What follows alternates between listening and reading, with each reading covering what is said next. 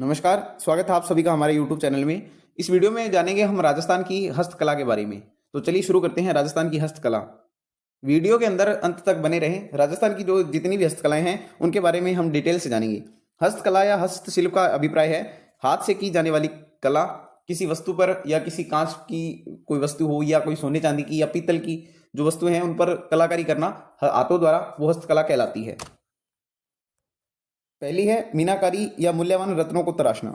मीनाकारी का कार्य जो है राजस्थान में सर्वाधिक जयपुर के अंदर किया जाता है। जयपुर मूल्यवान रत्नों को तराशने तथा सोना चांदी के आभूषणों पर कलात्मक मीनाकारी के लिए इंटरनेशनल लेवल पर फेमस है। जयपुर में जो मीनाकारी की कला है वो महाराजा मानसिंह प्रथम 1579 से 1614 तक उनका कार्यकाल था। जो जयपुर की मीनाकारी की जो कला है वो लाहौर से लाई गई है, सवाई महाराजा मानसिंह प्रथम के द्वारा। परंपरागत रूप से सोने पर मीनाकारी के लिए काले, नीले, गहरे पीले, नारंगी और गुलाबी रंगों का प्रयोग किया जाता है। लाल रंग बनाने में जयपुर के मीनाकार कुशल माने जाते हैं। पहली कला है थेवा कला। कांच पर सोने की मीनाकारी को थेवा कला कहा जाता है। इसके लिए रंगीन बेलिजियम कांच का प्रयोग किया जाता है और ये नारी श्रृंगार के आभूषणों व अन्य उपयोगी वस्तुएं इसमें बनाई जाती है। थेवा कला के जो कारीगर होते हैं उन्हें पन्नीगर कहा जाता है। थेवा कला विश्व में केवल प्रतापगढ़ जिले तक ही सीमित है। इस कला को जानने वाले जो शिल्पी हैं वो राज सोनी परिवार है जो राजस्थान के प्रतापगढ़ जिले में रहता है और इस हस्तकला को जियोग्राफिकल आइडेंटिफिकेशन जीआई टैग भी मिल चुका है। नेक्स्ट है धातु तथा पत्थर पर मीनाकारी। पीतल पर मीनाकारी के लिए जयपुर और अलवर प्रसिद्ध है। अलवर में पीतल पर मीनाकारी का कार्य सर्वाधिक किया जाता है। बादला बादला जो है जस्ते से निर्मित एक बर्तन है जिस पर कपड़े या चमड़े की परत चढ़ाई जाती है और बादला जोधपुर का प्रसिद्ध माना जाता है। कागज जैसे पतले पत्थर पर मीनाकारी के लिए बीकानेर के मीनाकार विश्व प्रसिद्ध है। पुराने मीना की कारीगरी अधिक मूल्यवान समझी जाती है। बीकानेर के कलाकारों को उस्ताद कहा जाता है। मुरादाबादी का काम पीतल के बर्तनों पर खुदाई करके उस पर कलात्मक नक्काशी का कार्य मुरादाबादी कार्य कहलाता है और ये जयपुर में सर्वाधिक होता है और उसके बाद अलवर में ये कार्य सर्वाधिक होता है मुरादाबादी का। नेक्स्ट कला है उस्ता कला। बीकानेर में ऊंट की खाल पर स्वर्ण मीनाकारी और मुनव्वत का कार्य करना उस्ता कला कहलाती है। 1986 में पद्मश्री से सम्मानित बीकानेर के स्वर्गीय हिसामुद्दीन उस्ता इस कला के प्रमुख कलाकार माने जाते हैं। बीकानेर के अंदर उस्ता कला प्रशिक्षण संस्थान भी खोला गया है और उसका नाम है केमल हाइड ट्रेनिंग सेंटर। उस्ता कला को आप इस वीडियो में देख पा रहे हैं, जैसे कि ये देखिए ऊंट के ऊपर अलग अलग तरह से डिजाइन बनाए गए हैं। मूल्यवान रत्नों की कटाई और जड़ाई। जयपुर कीमती और अर्ध कीमती पत्थरों की कटाई और जड़ाई के लिए प्रसिद्ध है। नगों की कटाई व जड़ाई पर मुगल राज और राजपूत शैली का प्रभाव माना जाता है। अधिकतर जो जड़ाई का कार्य है वो मुस्लिम जाति के कारीगरों द्वारा किया जाता है। पन्ने की जो सबसे बड़ी अंतर्राष्ट्रीय मंडी है वो जयपुर के अंदर स्थित है। कुंदन कला स्वर्णाभूषणों में कीमती पत्थर जोड़ने की कला कुंदन कला कहलाती है और यह कला जयपुर में सर्वाधिक प्रसिद्ध है। तारकशी नाथद्वारा में चांदी के बारीक तारों से विभिन्न आभूषण एवं कलात्मक वस्तुएं बनाई जाती है और यह कला तारकशी तथा इन जेवरों को तारकशी जेवर भी कहा जाता है। कोफ्तगिरी लोहे पर सोने की सूक्ष्म कसीदाकारी कोफ्तगिरी कहलाती है। यह हथियारों को अलंकृत करने की कला है जो भारत में मुगलों के प्रभाव के कारण उभरी है। कोफ्तगिरी के जो कलाकार होते हैं उन्हें कोफ्तगर कहा जाता है और कोफ्तगिरी जयपुर व अलवर के अंदर बहुतायत तरीके से की जाती है। नेक्स्ट है राजस्थान की हस्तकला में चूड़ियां व कलात्मक सामान। हाथी दांत की चूड़ियां राजस्थानी महिलाओं में सौभाग्य के प्रतीक हाथी दांत की चूड़ियां व अन्य सामान जोधपुर में बनाया जाता है। इसके अतिरिक्त उदयपुर व पाली में भी हाथी दांत की चूड़ियां बनाई जाती है। हाथी दांत के जो खिलौने हैं, मूर्तियां और अनेक कलात्मक वस्तुएं जयपुर में, उदयपुर में, भरतपुर, मेड़ता और पाली में भी बनाई जाती है। जयपुर स्थित आमेर महल के सुगा मंदिर में चंदन की किवाड़ों पर हाथी दांत की पच्चीकारी का काम 17वीं शताब्दी का माना जाता है। लाख का काम जयपुर व जोधपुर में लाख व कांच के विविध कलात्मक सामान जैसे खिलौना, मूर्तियां, गुलदस्ते, हार, अंगूठियां, कर्णफूल, झुमके तथा चाबियों के गुच्छे इत्यादि का निर्माण किया जाता है। जयपुर के जो महाराजा थे राम सिंह, उनके समय के अंदर लाख कला को भरपूर संरक्षण दिया गया। लाख की चूड़ियों का मुख्य काम जयपुर के अंदर और हिंडौन करौली के अंदर इस किया जाता है और जो लाख की चूड़ियां होती है उन्हें मोकड़ी कहा जाता है। मांगलिक अवसरों पर इन चूड़ियों को महिलाओं द्वारा पहना जाता है। राजस्थान में लाख पर हस्तशिल्प का जो कार्य है जयपुर, उदयपुर, जोधपुर, अजमेर व भरतपुर में विशेष रूप से किया जाता है।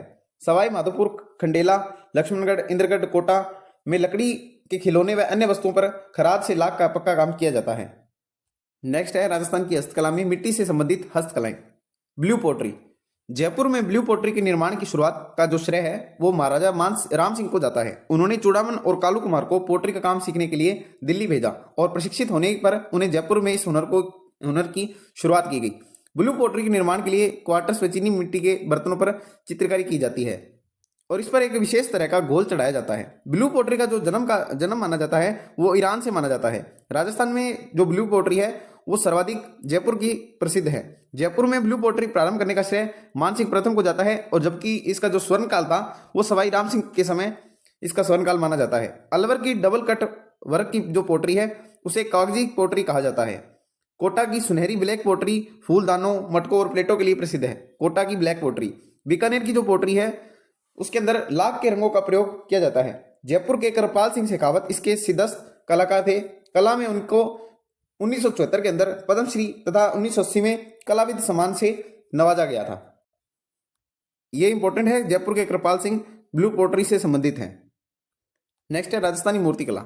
राजस्थान में व्यवस्थित ढंग से मूर्ति कला का जो विकास है वो मौर्य काल से माना जाता है। डूंगरपुर संग्रहालय में गुप्तोत्तर कालीन शैव मूर्तियों का बाहुल्य पाया गया है। 11वीं व 12वीं शताब्दी में परमार शासक परमार वंश की राजधानी बांसवाड़ा थी, जो अर्थुना मूर्तियों का प्रमुख केंद्र माना जाता है।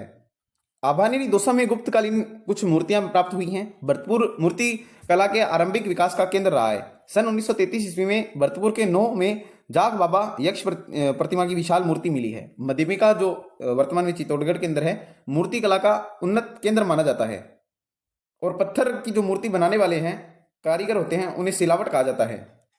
नेक्स्ट है कुछ भगवान गणेश की प्राचीन मूर्तियां।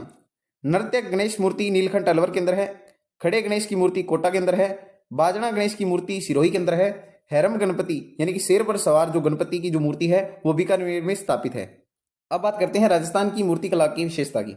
जो लाल पत्थर की मूर्तियां हैं वो धौलपुर व थानागाजी अलवर में बनाई जाती है। भूरे रंग की मूर्तियां जोधपुर में बनाई जाती है। पीले पत्थर की मूर्तियां जैसलमेर, संगमरमर की मूर्तियां मकराना नागौर में, सफेद संगमरमर की जो मूर्ति है वो जयपुर और अलवर में, संगमरमर पर जो मीनाकारी की जाती है वो जयपुर में की जाती है और संगमरमर पर पच्चीकारी की जाती है वो भीलवाड़ा में, गुलाबी संगमरमर की मूर्तियां बारबरमाल उदयपुर में, काले रंग संगमरमर की मूर्तियां डूंगरपुर व बांसवाड़ा के निकट तलवाड़ा में सोमपुरा जाति के मूर्तिकार बनाते हैं। पत्थर के कलात्मक खिलौने गलियाकोट डूंगरपुर में बनाए जाते हैं। अब बात करते हैं कपड़ों से संबंधित हस्तकला के बारे में। राजस्थान में वस्त्रों की रंगाई व छपाई। रंगाई इस कार्य में राजस्थान को दूर दूर तक ख्याति प्राप्त है। यह कला टाई एंड डाई के नाम से प्रसिद्ध है। मनपसंद रंगों के डिजाइन प्राप्त करने कपड़े में बांधकर फिर रंगा जाता है और खोलने पर तरह तरह के डिजाइन बनाए जाते हैं, उन्हें ही रंगाई कहा जाता है। अब बात करते हैं रंगाई के प्रकार की। पहला प्रकार है बंदेज। जोधपुर तथा जयपुर का जो बंदेज है वो प्रसिद्ध माना जाता है। महिलाएं इस रंगाई की जो साड़ी तथा ओढ़नी पहनती हैं जबकि पुरुष इस रंगाई के साफे बांधते हैं। राज्य में बंदेज की सबसे बड़ी मंडी जो है जोधपुर में स्थित है और जबकि जो सर्वाधिक काम किया जाता है वो सुजानगढ़ चूरू के अंदर किया जाता है। बंदेज का जो कार्य है वो जोधपुर के कारीगर थे तेव खान जी थे और उनको पद्मश्री से नवाजित किया जा चुका है। अभी राजस्थान के अंदर 2026 के अंदर 3 व्यक्तियों का पद्मश्री के लिए नाम घोषित हुआ है। पहले है तुगाराम जी भील, दूसरे हैं गफरुद्दीन मेवाती, तीसरे हैं श्रीगंगानगर के ब्रह्मदेव महाराज। नेक्स्ट है रंगाई के प्रकार में पोमचा। पोमचा वंशवृद्धि का प्रतीक माना जाता है और ये पीले रंग का होता है। बच्चे के जन्म पर नवजात की मां के लिए पीहर पक्ष की ओर से जो लाया जाता है वो पोमचा कहलाता है। पोमचा जो है वो जयपुर का प्रसिद्ध है। पाटौदा का लुगड़ा। सीकर के लक्ष्मण तथा झुंझुनू का मुकंदगढ़ का ये जो पाटौदा का लुगड़ा है ये सर्वाधिक फेमस माना जाता है। चीड़ का पोमचा ये हाड़ौती क्षेत्र में प्रचलित है। नेक्स्ट है लहरिया। राजस्थान में सावन महीने में विवाहित स्त्रियों द्वारा पहने जाने वाला ओढ़नी या साड़ी वस्त्र लहरिया कहलाती है। फोहनीदार पचलड़, खत, पाटली, जालदार पल्लू, नगीना ये सब लहरिया के प्रकार हैं और पुरुषों द्वारा इस रंगाई करवाकर साफे बांधे जाते हैं। मोठड़ा जो है वो जोधपुर का प्रसिद्ध है। अब बात करते हैं छपाई की। कपड़ों पर परंपरागत तरीके से हाथ से छपाई को ब्लॉक प्रिंटिंग कहते हैं। राजस्थान के अंदर बाड़मेर, बालोतरा, बगरू, सांगानेर, अकोला आदि स्थानों पर छिंपा जाति के जो लोग हैं वो इससे छपाई का कार्य करते हैं। सांगानार के जो छिंपे हैं वो नामदेवी छिंपे कहलाते हैं। अब बात करते हैं छपाई के प्रकारों की। दाबू प्रिंट। चित्तौड़गढ़ जिले का अकोला गांव दाबू प्रिंट के लिए फेमस है। अकोला के दाबू प्रिंट बेडशीट, कपड़ा इन सभी पर किया जाता है। लुगदी या लुई जैसा पदार्थ दाबू कहलाता है। हाथ की छपाई में काम आने वाला जो लकड़ी का छापा है बटकाड़े, जिसका निर्माण खरादिये द्वारा किया जाता है। इसके अलावा मोम का दाबू सवाई माधोपुर का फेमस है, मिट्टी का दाबू बालोतरा का, गेहूं के बिनन का दाबू सांगानेर व बगरू का प्रसिद्ध माना जाता है। जाजम प्रिंट या आजम प्रिंट, यह प्रिंट छिंपों का अकोला चित्तौड़गढ़ का प्रसिद्ध है। इस प्रकार की छपाई में लाल व हरे रंगों का प्रयोग किया जाता है। आजम प्रिंट अकोला चित्तौड़गढ़ का प्रसिद्ध माना जाता है। नेक्स्ट है सांगानेरी प्रिंट। सांगानेरी छपाई लट्ठा या मलमल पर की जाती है। प्रिंट में प्राय काला और लाल दो रंगों की ज्यादा इसमें प्रयोग किया जाता है। सांगानेरी के जो छिपे हैं वो नाम देवी छिपे कहलाते हैं। सांगानेरी प्रिंट विदेशों में काफी भी लोकप्रिय है, जिसका श्रेय मुन्नालाल गोयल को जाता है। नेक्स्ट है बगरू प्रिंट। बगरू जयपुर की छपाई काफी लोकप्रिय है। यह प्रिंट सांगानेरी प्रिंट की तरह ही है। बगरू की छपाई में रासायनिक रंगों का प्रयोग नहीं होता, इसमें यह खास बात है। बगरू में महादेव, लक्ष्मी नारायण, सत्यनारायण, हनुमान साहे, धनोपिया ये प्रसिद्ध छापेकार माने जाते हैं। नेक्स्ट है अजरक प्रिंट। ये बाड़मेर का प्रसिद्ध है। इस प्रिंट में लाल और नीले रंगों का प्रयोग किया जाता है तथा दोनों तरफ इसकी छपाई की जाती है। खत्री जाति के जो लोग हैं इस कार्य को करने के लिए प्रसिद्ध माने जाते हैं। नेक्स्ट है मलीर प्रिंट। मलीर प्रिंट बाड़मेर का प्रसिद्ध है। इस प्रिंट में कत्थई व काले रंगों का प्रयोग किया जाता है। इसमें टीन सेल छपाई पद्धति का प्रयोग किया जाता है। टीन शेड यानी इस तरह की छपाई का प्रयोग किया जाता है। इसके अलावा राजस्थान में अन्य प्रसिद्ध छपाई के केंद्र हैं, जैसे रूपहली छपाई, ये चित्तौड़गढ़, कोटा व किशनगढ़ में फेमस है। चुनरी भात की छपाई, ये आहड़ भीलवाड़ा के अंदर स्थित है। सुनहरी छपाई, ये मारोट व कुचामन में स्थित प्रसिद्ध है। लाडनू प्रिंट, ये लाडनू नागौर की प्रसिद्ध है। बांडोल अबरक की छपाई, ये भीलवाड़ा में प्रसिद्ध है। टुकड़ी की छपाई जालोर व मारोट में ये फेमस है। खटड़ी की जो छपाई है वो जयपुर व उदयपुर में फेमस मानी जाती है। नेक्स्ट है कपड़े की बुनाई, मसूरिया साड़ी। कोटा से 15 किलोमीटर दूर केथुन गांव के बुनकरों द्वारा सूती धागे के साथ रेशमी धागे और जरी का प्रयोग करके बनाई जाने वाली चौकोर मसूरिया या कोटा डोरिया बुनाई कहलाती है।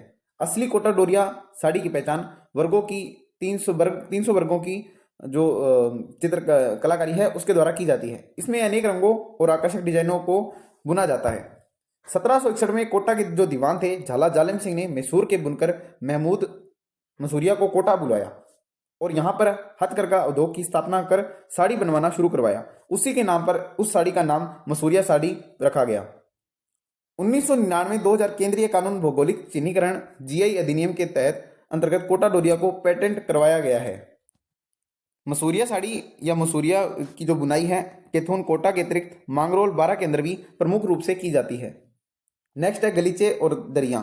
जयपुर गलीचों के लिए प्रसिद्ध है। सूती और ऊन के ताने बने लगाकर गलीचे की बुनाई की जाती है।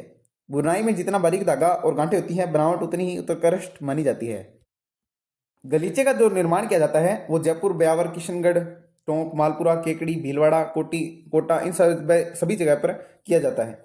इराक के शाह अब्बास द्वारा मिर्जा राजा जय सिंह को भेंट स्वरूप दिया गया गलीचा, जिसमें बाग बना हुआ है, संसार के अद्वितीय गलीचों में से माना जाता है। इसे राजकीय जो संग्रहालय है जयपुर के अंदर रखवाया गया है। बीकानेर जेल में गलीचा निर्माण का कार्य होता है, जिसे सर्वाधिक सुंदर माना जाता है। गलीचा महंगा होने के कारण आजकल दरियों का प्रचलन बढ़ गया है। दरियों में 20 प्लाई का धागा बढ़िया समझा जाता है। दरियां हैं जो टोंक, जोधपुर, नागौर, बाड़मेर, भीलवाड़ा, शाहपुरा, केकड़ी, मालपुरा आदि स्थानों पर बनाई जाती है। जयपुर और बीकानेर की जेलों में बनाई गई जयपुर और बीकानेर की जेलों में भी दरियां बनाई जाती है। दरी निर्माण के प्रमुख केंद्र राजस्थान में दरिया निर्माण के जो प्रमुख केंद्र है वो है सालावास गांव जोधपुर, टाकला गांव नागौर, लवाण गांव दौसा और जो ऊनी टोंक में ऊनी कपड़े से जो नमदे बनते हैं वो नमदे टोंक के प्रसिद्ध माने जाते हैं।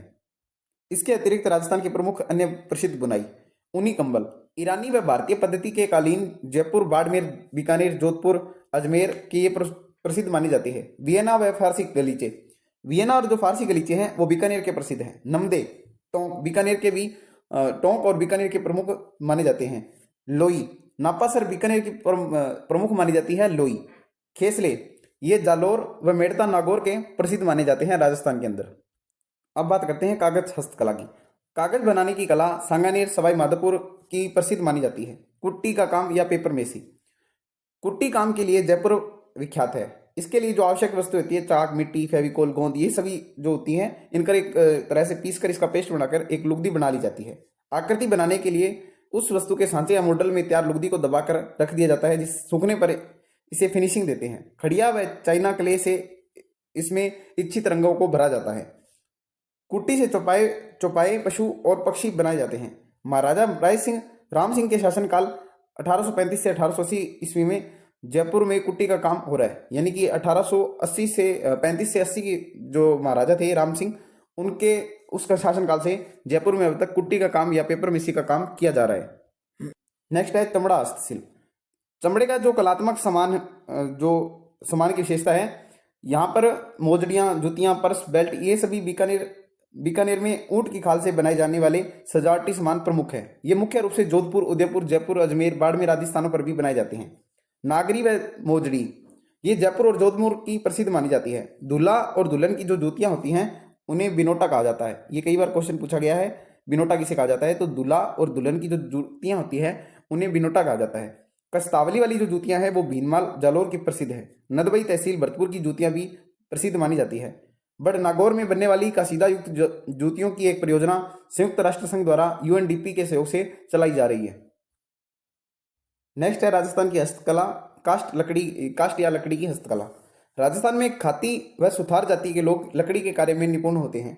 लकड़ी पर नकाशी, खिलौने व सजावट का सामान उदयपुर, बीकानेर, सवाई माधोपुर व बाड़मेर के चित्तौड़गढ़ के बस्सी गांव में ये बनाए जाते हैं। बस्सी गांव जो लकड़ी के जो खिलौने हैं इन सबको बनाने के लिए प्रसिद्ध माना जाता है।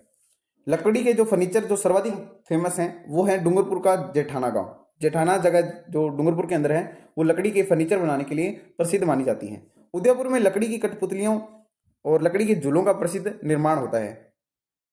तो ये थी राजस्थान की हस्तकला। इसके अंदर हमने विभिन्न हस्तकलाओं के बारे में पढ़ा है। उम्मीद करते हैं कि आपको वीडियो अच्छा लगा होगा। कोई भी त्रुटि होती है तो इसके लिए हम क्षमा प्रार्थी हैं। तो मिलते हैं नेक्स्ट वीडियो में, और इस वीडियो को ज़्यादा से ज़्यादा शेयर कीजिए, ताकि इस छोटी सी वीडियो को आप शेयर करेंगे तो कहीं ना कहीं ये टॉपिक आपको जल्दी से जल्दी कवर किया जा सकता है आपका। मिलते हैं नेक्स्ट वीडियो में, तब तक के लिए धन्यवाद।